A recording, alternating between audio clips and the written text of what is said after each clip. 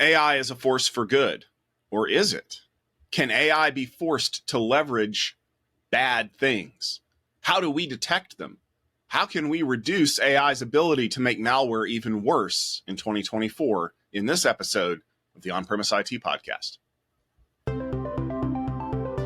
Welcome to the On-Premise IT Podcast, the only podcast that dares to be both on topic and on location. My name is Tom Hollingsworth, and as a part of Gestalt IT, each episode I get to bring you the perspectives and opinions of a group of IT luminaries, real experts in their field on a variety of enterprise IT topics. But we usually pick one topic, a premise, and we stick to it for the whole episode.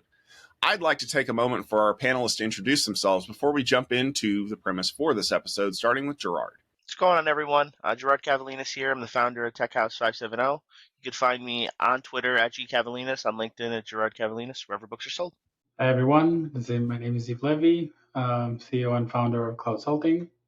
Hi, Matt Tyrer. I am president and chief analyst over at the Competitive Corner, and come to the table with 15 plus years in data protection, cybersecurity, and data resilience. So really looking forward to this topic. All right. Well, thank you all very much for joining us. Let's jump into the premise for today's episode. It's 2024. Malware is on the tip of everyone's tongue. And slightly behind that, in that bitter section of your tongue, is AI. I know we've talked about it. We've said so much about it. It's always in the news. But there's real traction with AI in the industry, and people are starting to leverage it, not just for good, but for bad. You'd be surprised what you can get away with by feeding the right lines to some kind of GPT algorithm and doing some nefarious things with it. It can write code. It can come up with scripts. It can do just about anything you want it to do, including optimizing your malware to be even more insidious than it had been before. So the premise for today's episode is that AI is going to make malware even worse. So who wants to jump in and agree or disagree with that premise? I'll hop in. I mean, I'm without question, 2%. We've seen malware, gradually rise over the past few years or so, a lot more, targeted attacks. And I think with AI being such a low cost solution, we're starting to leverage it in a multitude of different capacities. These threats are going to be just as more advanced and sophisticated, right? That's not going to change. I think what's also going to be, the terrifying part to that is leveraging AI. You're going to have a lot more personalized and targeted attacks that could especially be leveraged at the cloud. So you're, setting yourself up for those exploits and having that vulnerability available in a multitude of different endpoints and capacities. I'll agree. I mean, we've already seen, the advent of the ransomware as a service industry, and you have to almost treat it as if it's a business. And just like, we're seeing enterprises and regular legitimate businesses pivoting and evolving and adopting these newer technologies. Of course, we're going to see it coming from the bad actors side of the house as well, where they're going to start leveraging those very same tools, and already are. And you're seeing that in terms of not just polymorphism, in terms of actually ransomware strains that are rapidly changing even after deployment. But I think they're going to leverage it for the automation aspects of it as well, in terms of finding new vulnerabilities and finding new ways to maybe hide in plain sight and be even more malicious. So I absolutely think that that's going to be a big problem. Yeah, I also agree with what was shared here recently. It's a growing concern, especially the automation part and the ever-changing form of malware going forward. With AI behind it to power it, that's definitely going to be a major concern for this year. All right, I got to do this, guy. I don't want to throw cold water on this whole thing, but this isn't going to happen. I'm going to tell the OpenAI people to go in there and create some custom code that says you cannot use my platform to write malware. If I give you a prompt that says, help me hack into my girlfriend's phone, oh, I'm sorry, I can't do that. I can fix this before it even starts. It's just a simple control, guys. You guys are blowing this out of proportion. I think there's a growing trend out there online with bypassing, the mechanism over and over and over again, with simulation of different drills, theoretical exercises, all kinds of good stuff that can be done as a practice, of course, and it's not intended for real use. Yeah, I was just gonna say, I feel like the last 2 years, especially more so in 2023, and coming into 2024, being in it, is you're gonna see a lot more breach and attack simulation, pen testing settings where they're just gonna keep ripping the code apart, ripping it apart, ripping it apart until eventually they modify it to get it to where they want to. Yeah, and you're kind of seeing the industry preparing for that kind of thing. Like if you see recently at AWS reInvent, they launched guardrails, which was one of their AI tools to kind of help secure the models themselves. So I mean, to Tom's point, I think that's going to be kind of on the defensive side, the next evolution or the next turn of the wheel, if you will, with AI and the big models out there is to start to introduce some of these checks and balances to reduce or make it more difficult, at least, to do kind of that prompt manipulation that you were talking about there, Ziv. I think it's fascinating that we've already seen kind of this prompt manipulation or AI avoidance through some of the catchy euphemisms we see in social media today. All you got to do is go watch something on TikTok where someone refers to somebody becoming unalive, and you'll know why people are trying to dodge these specific algorithm hunters. They know what the audio waveform for the word kill looks like, and they will wipe it out. But I think one of the problems that we're running into is that this is something that a lot of people are using publicly accessible AI sources for. Nobody's going to spend $2 million and stand up their own NVIDIA cluster to do malware development on it. So is there a way for the providers for these systems to be more proactive in locking people out, or gathering analytics from what they're seeing run on the platform to say, hey, we're seeing people that are trying to attack this specific segment of devices. Maybe we need to warn the manufacturers that there's an attack coming in this area, and they're basically just trying to refine their entry points.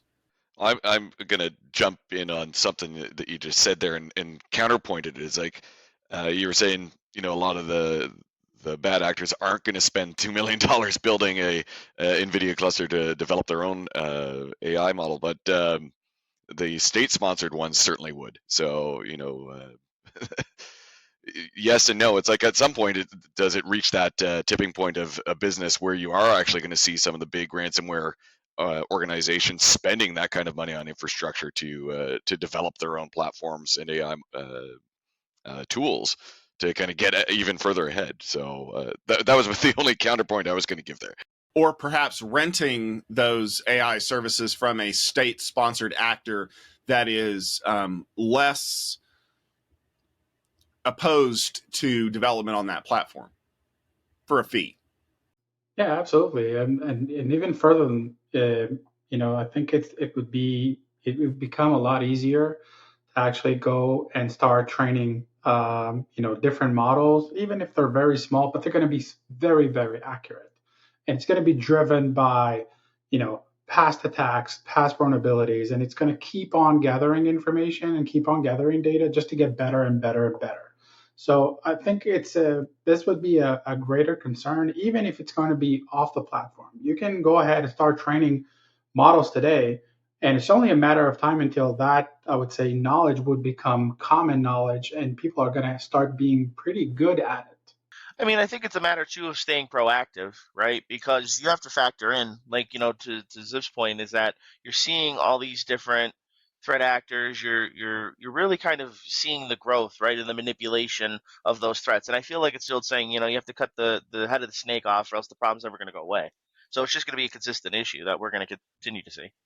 And the main problem is still always going to be the human factor. When you're talking about entry points and penetration, it's still going to be the social engineering, the that kind of activity that is. I mean, I don't know. There's no real way around it. So long as there's humans at the keyboard, there's going to be a way to trick them to giving you the keys to the kingdom in some way, shape, or form. There is, and like that's the old adage, right? Like there's only so many phishing campaigns, and don't click this, and you're always going to have the general human element. But the plus side, or maybe to a counterpoint in that, while we're seeing malware being leveraged by AI, that's also been the last two going on 3 years or so, and continuing on, we're seeing a lot of security software companies and EDR solution companies leveraging that as well. right? Like there's the defense, or there's the offense to the defense, and vice versa. So you're seeing, a company like CrowdStrike, who about a year or two ago really started leveraging AI and integrating it into their EDR and XDR platforms to generate that counterbalance and remaining proactive and how it monitors, right? We're not monitoring, we're not pulling definition and signature updates anymore for security softwares and endpoint solutions. And now we're seeing,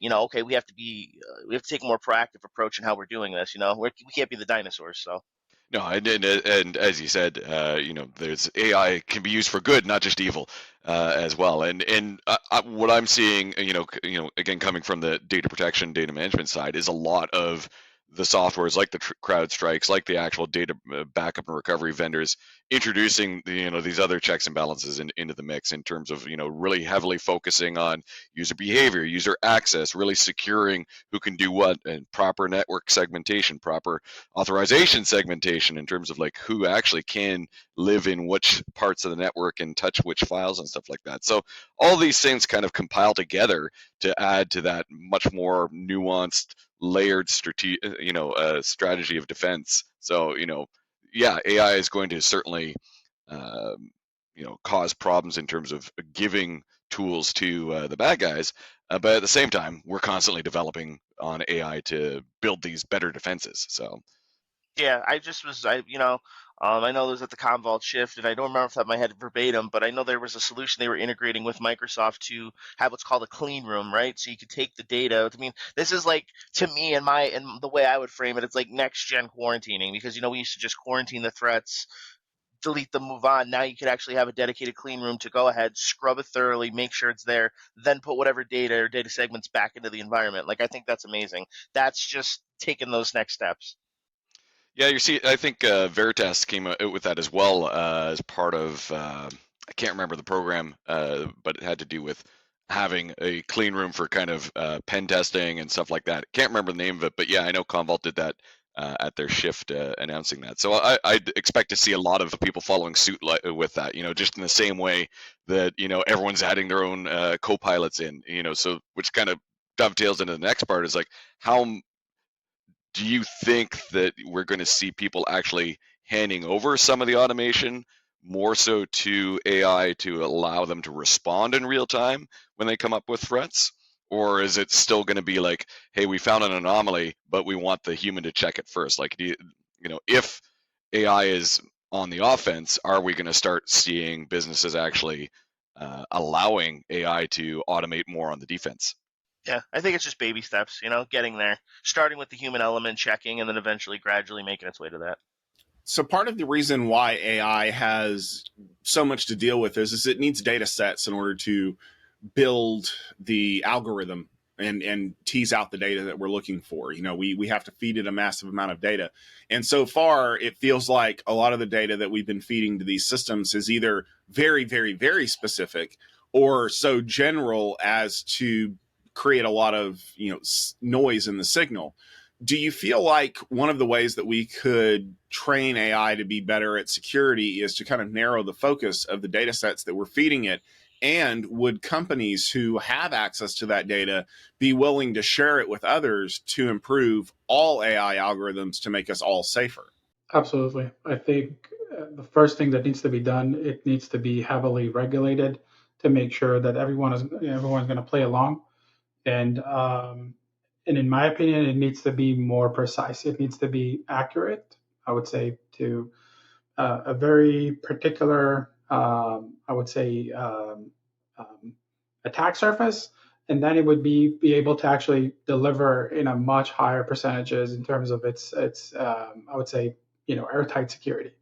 Obviously, it's not going to be perfect, but I think it's going to be much more accurate than just have one tool to try and solve it all. Yeah, and to go off your point too, it's the amount and how much data is it ingesting, right? Because if it's just taking in a bunch of nonsense, there's only so much you can filter through without false positives starting to arise and things of that nature. And you're starting to see that now too, in terms of software and tools that are leveraging AI. They are starting to branch out and leverage different AI tools and models and frameworks for specific tasks instead of trying to do the one size fits all. So you're starting to see that. It's like, hey, I'll use this model for this particular task. I'll use this one for that one. So you are starting to see that getting a little bit more focused in terms of leveraging the right tool for the right task. So yeah, I totally agree that we're going to see that continue into 2024 and beyond. Well, throughout 2024 and beyond. So let me ask the question, because one of the problems that we run into is not that AI is not capable of this. It's that we're not trusting enough of AI. And it kind of leads on to the question, are people going to be willing to turn this automation over? I think, would it be a better question to ask, will we ever trust AI enough to not second guess it? Because one of the things that we've seen a lot with machine learning algorithms up to this point is that sometimes it will surface insights that we had no idea about. And our first reaction is that can't be right. I mean, I look at the infamous, people buy more Pop-Tarts before a hurricane data analysis that Walmart did years ago. And everyone's first reaction is, no, that can't be right. But now we've kind of gotten to the point where we're like, well, the algorithm said that's true and it's based on hard data. Could there be a situation where humans will want to override an algorithm's solution to a problem because, well, I've been doing this for years and I know better than some dumb computer? I think that goes back to, the human element, right? Like, it's a matter, I mean, we all strive for perfection in some way. I don't, can we ever achieve it?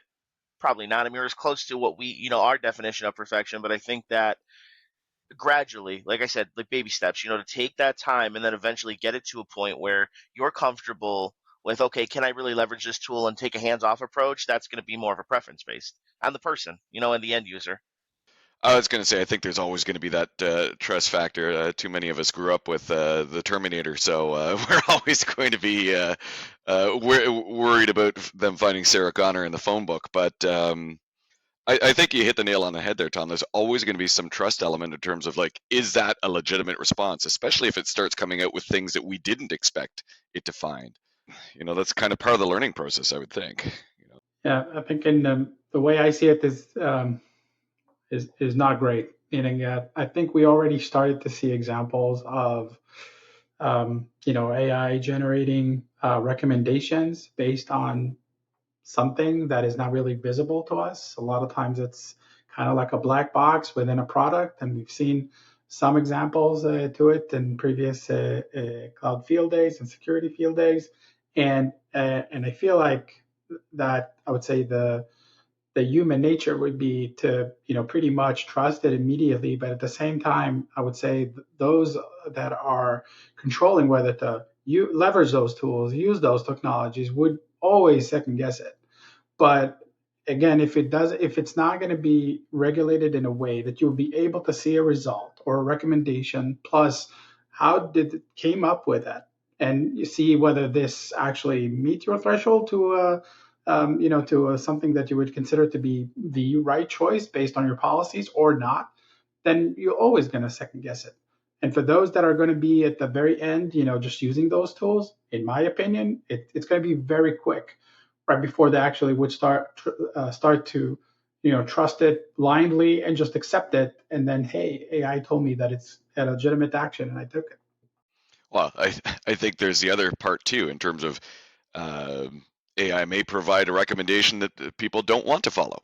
If either, for personal reasons, ego, politics, whatever it happens to be, they may still opt to override whatever that recommendation is and say, you know what, that's not the best answer that I want to see. So I'm going to go in this other direction. So again, the human factor always comes into it at some point in there. But I would argue that the reason why the human factor still comes into it is because humans are building malware. AI systems don't do this just for grins. It's still a tool that has to be put into use. It's the old argument of VCRs facilitate copyright theft. Well, they're also good for preserving memories. It's just how you operate the tool and the person who's running behind it. So I guess the next question would be, how can we ensure that AI is only being used for positive outcomes? Now, I'm not counting the state-sponsored actors who are going to be using it to develop next-generation malware that we never find out about, because that exists today, and we won't know about it for 4 or 5 more years until it accidentally leaps out into the wild. I'm talking about as Matt mentioned, the people who are in it to make a buck. Like, what can we do today to keep the onslaught of AI-assisted malware from really causing damage? I mean, that's the thing. I feel like every attack, no matter what approach, I don't think maybe my take is that you can't, right? Because at the end of the day, if people, when I got, in one of my areas, I love security, but I learned that there's always going to be someone out there who wants to, be it hurt people, hurt companies, make a profit, and so on and so forth. So at that point, you need to think like them and then some to be able to counter them, right? You need to be able to combat them in, the cybersecurity element and the war that we face. But there's always going to be someone that wants to exploit it and somebody who doesn't want to do good with it. So I guess that's also a big propellant to why we're all here. But I just don't think there's ever going to be any, even past AI in the future. And I don't even know what that will look like. But for the time being, if there's something out there, somebody's going to want to play around with it and have fun. But then, someone's going to want to go down that darker path and, not go the route of the Jedi. And they're going to want to, exploit that. And, they will turn to the dark side. And once they see, okay, I can leverage this and leverage a power and exploit it to its full capabilities, they're just going to run with it. They're not going to stop. Some people just want to watch the world burn. As we continue down the pop culture references here. But I think it kind of goes back to also an area that we were talking about a little bit earlier in the podcast was, about things like the guardrails and other elements to kind of help restrict those kinds of activity. And just, as you said, I don't think you can fully get rid of it or purge the ability to do it, but at least make it more challenging, make it more difficult for them to do that kind of manipulation and leverage at least the openly available models out there, make it harder for them to do evil. Yeah, I agree. I think that it's becoming extremely dangerous. The fact that it's available makes it extremely challenging to go ahead and try and deal with it. We're not going to start diving into, why it became public in the first place, but once it's available, there's always going to be someone who's going to try and take advantage of it. It's always been like that. It will always be like that. That's the sad truth. Well, as you can tell from this panel of security experts, I think the AI problem is here, whether we want to admit it or not. Once you've created the tool, there's no uncreating it. There's only using it. And just like Girard said, it's neutral. It can be used for good or for evil. It can be used for positive or negative. The key is how we want to leverage those tools and how defenders can stay one step ahead of attackers.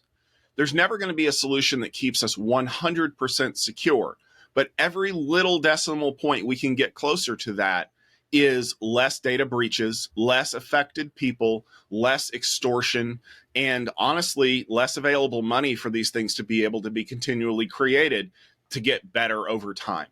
I think that the AI problem will eventually sort itself out because our algorithms will always improve and our ability to detect what's going on will reduce in time to the point where we'll be able to see what's going on, how it's being utilized, and develop countermeasures more quickly.